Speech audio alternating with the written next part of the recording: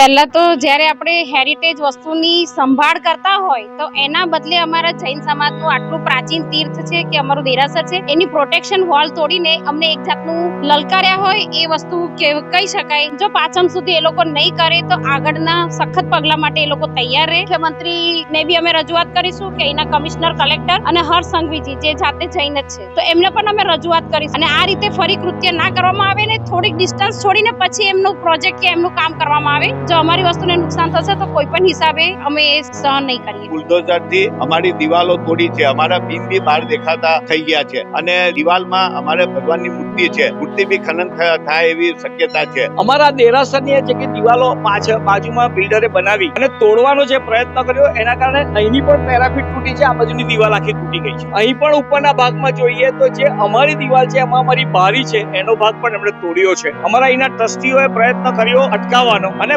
પછી જો ચોરી ઉપર સીના ચોરીની કોઈ વાત કરતું હોય, મારું એવું સ્પષ્ટપણે કેવું છે, મેં અગાઉ પણ કહ્યું, લાભ પાંચમ સુધીનો એમને સમય આપીએ છે. લાભ પાંચમના બીજા દિવસે અમે તમને કોઈ પણ એક ઈંટ નહીં મૂકવા દઈએ. એ પહેલા તમે અમારી આ પ્રોટેક્શન દિવાલ બનાવી દો. અમે મ્યુનિસિપલ કમિશનરને કહીએ છીએ કે તમે આમની પરવાનગી રદ કરો જ્યાં સુધી કાયદાકીય જોગવાઈ ના જોવે. અને જ્યારે ધર્મની વાત આવે તો અમારી ધાર્મિક લાગણી દુભાવશો નહીં.